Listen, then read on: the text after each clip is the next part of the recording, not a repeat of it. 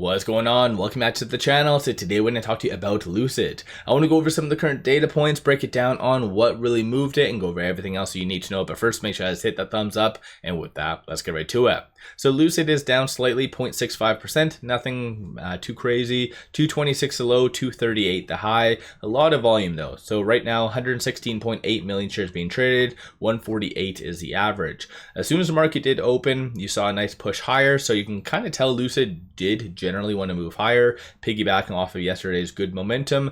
Unfortunately, it did bounce off of a very heavy resistance point. So I'll go over that in a second near the end of the video. But I think just it is consolidation. At the same time, Trump is kind of talking about tariffs, adding a certain level of uncertainty, and in my opinion, kind of causing the market to be somewhat suppressed. You do see generally the market somewhat green, but I feel like there's a certain level of suppression that is occurring today.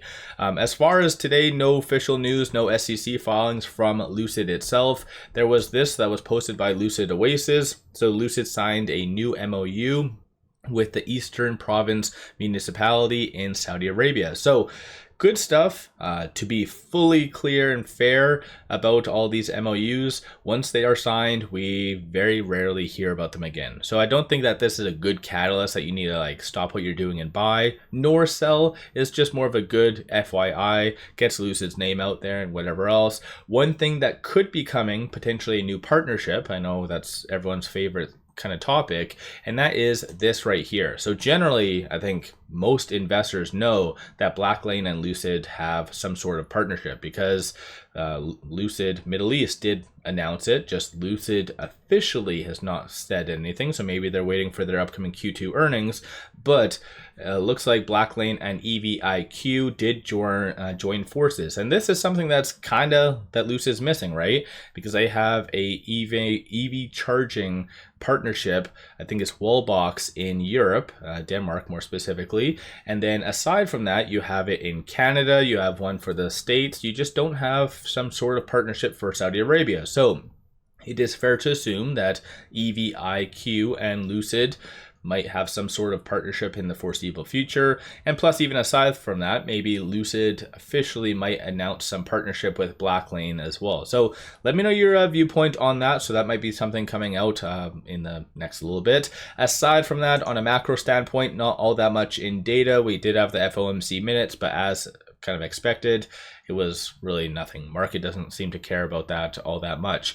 Unfortunately, Ortex does seem to be really broken, so it's I'm unable to show you what shorts are kind of doing, but you can kind of see from what has been happening, they do make up for a huge chunk of the volume. So yesterday, there was 49 million shares overall being traded associated to shorts.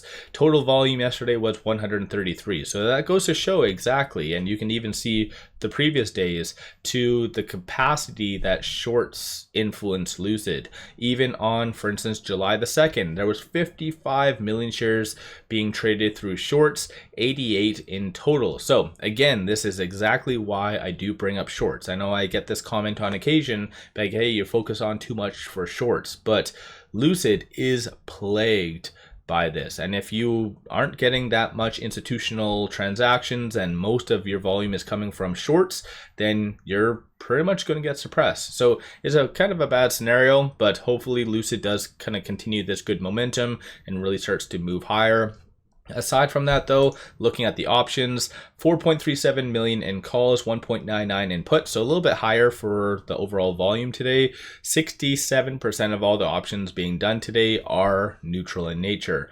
Of the bulls, you see a consensus for it to be above roughly 250, 3 going into next week. Bears are anticipating for it to be sub 2. So I don't know really where they're getting that from. Maybe massive something negative coming out in the broader market. I'm not really aware of anything unless they maybe are expecting Trump to be Trump, because I know he kind of said an interesting comment when it comes down to how he determined the tariffs. He just said that he's using common sense. So that's always been my kind of thing that I don't like about Trump is just all over the place. I get it. He might be, in some cases, a very successful businessman, and maybe that's why people selected him. But the market likes clarity. Whenever you're kind of gray and using common sense, market's going to assume the worst. So I think that's kind of why Lucid also is trending down a little bit. Aside from that, these are all the transactions occurring on the secondary market above $100,000. So you did have a couple sells first thing, string of buying right here, but overall somewhat mixed in reality. These are all the transactions occurring on the secondary market above $100,000. Dark pool is often enough used by shorts, as I kind of always explain. So you're not really seeing that crazy of volume. You do see one big transaction that did occur at 1152. 4 million shares, 9.17 million. So most likely that isn't shorts. That is going to be some institution that did trade Lucid. And you can kind of always tell based on the transactions before and after whether that was a buy. Because when it comes down to the secondary market, you see the bid, the ask, and the selling price. When it comes down to dark pool transactions, it doesn't. It's supposed to be anonymous. So it is fair to assume based on the transactions before and after, it might have been sell, but still it's pretty much near impossible to actually tell. Aside from all that though, with it right now at 229 is exactly on this R2, so that's going to be a good support level. You really want to watch for that to hold. Flip side 224, and then you have 237 going to be the next strong target / resistance, and that's what it kind of bounced off that general area. So we do know going forward that is a heavy resistance point. All in all, Lucid, like I've kind of said at the beginning, it's not really consolidating that much, and it's still doing fairly well in comparison to a lot of other growth stocks. A lot of other growth stocks are trading between this R1 and the pivot. So Lucid is doing relatively well. Aside from that though, there hasn't been any new analyst ratings, no articles really coming out. On the actual chart itself, 235 is going to be that 50-day moving average. And so historically that does result in a very nice rally if it is able to get above that for 2 consecutive days. And you can kind of see it is bouncing and pounding at the door. So it really does want to move higher. It just needs to, in my opinion, consolidate a little bit more and then most likely try it again. And so that could be coming in the next couple of trading days. So just ultimately watch for that 235. If so, then you could see a very nice push easily above that 100-day moving average, and that's sitting at 240. Aside from all that though, at the 200-day moving average, you have that 258. So that might be potentially where it does go if it does break above that 50.